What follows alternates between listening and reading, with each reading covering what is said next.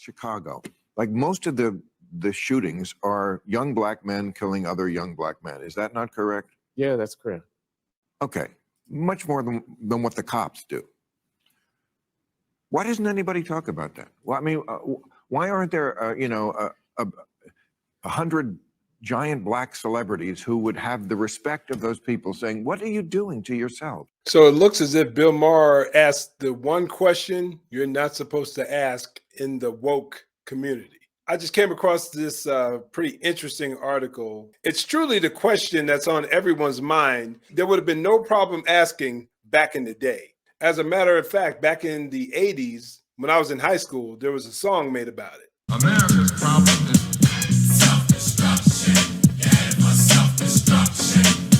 Self-destruction. Get it for self-destruction. But alas, we are far from the days of self-destruction by the Stop the Violence movement, Stop the Violence crew. But Bill Maher, recently on his show, he can't seem to help but get himself into trouble every time you turn around. And I think it's a constant reminder when you see a level of rationality popping in this guy's head.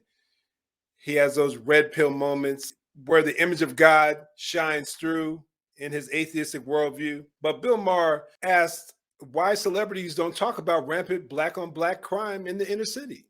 I think that's a legitimate question, don't you folks? I don't think there's anything wrong with asking that question. So let's watch the video, shall we? Like Chicago. Like most of the shootings are young black men killing other young black men. Is that not correct? Yeah, that's correct. Okay, much more than what the cops do. Why doesn't anybody talk about that? Well, I mean, why aren't there, a 100 giant black celebrities who would have the respect of those people saying, "What are you doing to yourself?" Bill, can I answer that? Because they would be shut down because it is politically incorrect in this current day and age that we're living in to even mention that, because they will automatically deflect and say that you're trying to deflect or distract the world from the problems of police brutality. That's what they'll say. Even though the numbers aren't even close to each other as far as the amount of quote unquote unarmed black men, or even when you look at the amount of black men in general that are shot and killed by the police on an annual basis compared to how many black people in general are shot and killed by other black folks, it's not even in the same stratosphere, folks.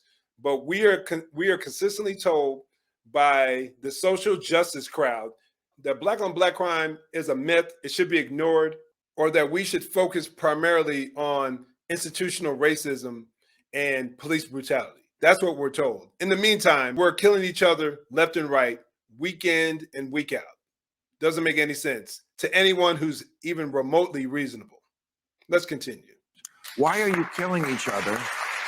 This is no way to live. This dishonors our community. Come on. We're better than this. Right. Glenn Lowry. If you're not familiar with that brother right there, Glenn Lowry, get familiar. That man is a solid, wise, black conservative who has written countless articles. His podcast is excellent. If you're not familiar with him, check him out. I feel like it's never addressed.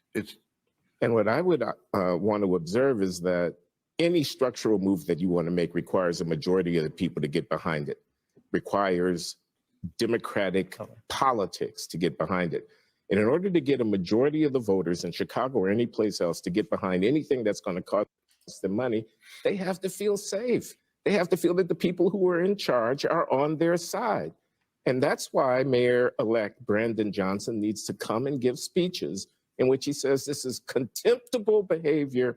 We won't tolerate it in our city. The reason we have cops is precisely in order to stop this from happening. And if you do it on my watch, you're going to go to jail.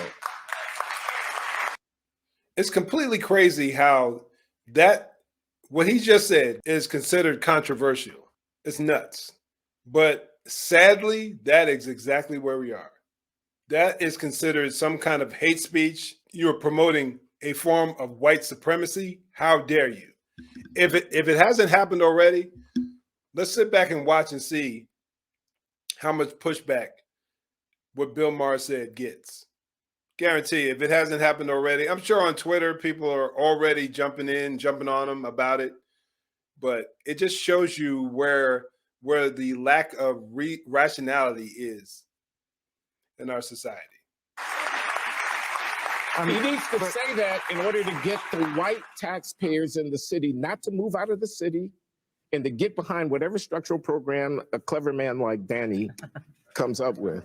But I mean, okay, so I also read this week in the paper, one in 3 children in America cannot read at a basic level of comprehension.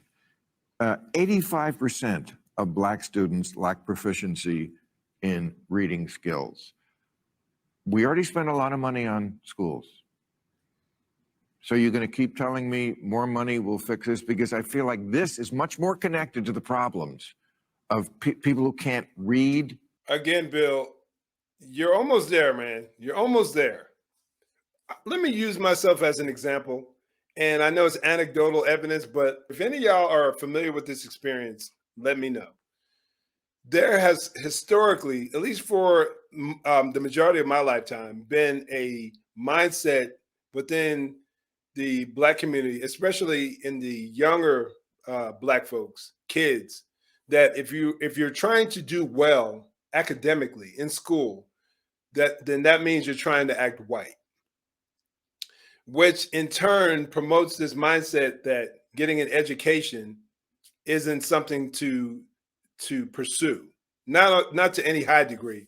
Typically, what you'll hear in order to be successful with a lot of young Black folks is, let me be an entertainer, let me be an athlete, football, basketball. Nowadays, it's let me blow up, let me grow on social media, let me become a content creator. And there's nothing wrong with any of those things, other than the fact that the odds of really becoming successful there are very slim. They're very low. It takes a tremendous amount of effort, a lot of chance. And if you're talking about the entertainment field, my goodness, you know, the level of debauchery and the things that they want you to do nowadays in order to be accepted, that's bad. I wouldn't recommend that for anybody. Bill wouldn't necessarily know this. Most likely he hasn't experienced it. The reality that in a lot of sections of the Black culture, getting an education is frowned upon.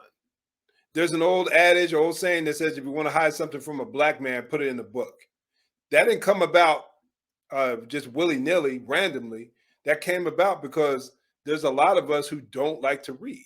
When we talk about the fact that education is down, the reading rates are down, but what you'll hear from the left is they need more money. But then when it comes down to something similar, when we're talking about the problems in policing, what they talk about, what they were promoting over the last few years, up until more recently, when they realized that it wasn't a good move for them politically, they were attempting to promote defunding the police. But then once they realized that most people have at least a couple of ounces of common sense, they realized that that's ridiculous. So then they tried to backtrack and say that they never even pushed for that. But Bill, that's the biggest issue. It's definitely one of the biggest issues in the Black community. That may not necessarily be the worst thing, especially when you see the agenda that's being promoted in our public schools, in our colleges. I would recommend picking up a few books, studying, going to a trade school, picking up some skills on your own. You would probably be better off where you won't be brainwashed. Yes, they're going to have problems with gainful employment. And it seems like, you know, a lot of times the solutions that come from the left seem symbolic. They don't seem like we're actually addressing what really needs to be done, is get kids learning, get them reading, get them able to have a job. I don't know how. Bill, you're like almost there, man. It's just like you're almost there. I know the liberal in you it's on life support, but you just won't let it go. He nailed it. Symbolism is the key. Look at the Biden administration. It is littered with symbolism. Who he promoted as far as the Supreme Court justice, his press secretary, that really weird dude who was stealing women's clothing from the airport. that dude who dresses up like a woman. I can't remember what position he holds, but it's nothing but symbolism to make people feel good. Supposedly, make people think that, oh, he's putting black people in these positions. Forget their skin color. What policies are they promoting, and how are their policies impacting me as an individual? It reminds me of the old Alderman Davis character from Good Times. When the issues came up, he was running for office, local city council or whatever it was. He would get up there and he would start dissing in rhyme style. Dude had no substance whatsoever. And the Evans family, they wanted the guy who was going against him, who had better policies, to get in there and start doing what he's doing. It shows that they were too busy worried about how people viewed him as opposed to what he actually stood for. But sadly, symbolism goes a long way in the black community. Why do you think that when Obama, Hillary Clinton, AOC, Joe Biden, all these people get in front of a black audience, especially if they're speaking in front of a church, all of a sudden they want to sound black? I don't feel no ways tired. I come too far from where I started from.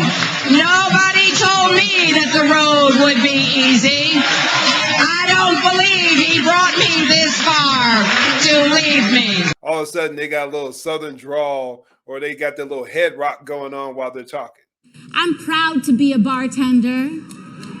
Ain't nothing wrong with that. There's nothing wrong with working retail, folding clothes for other people to buy. Because they know it's effective. Why do you think Bill Clinton was effective when he got up there and played the saxophone on the Arsenio Hall show back in the day?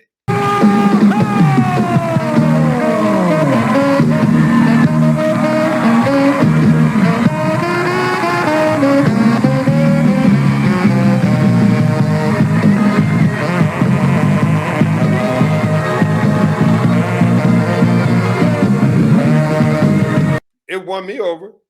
I'm just saying, back then, I thought like that. There was a guy who looked cool. A black dude was in a certain position.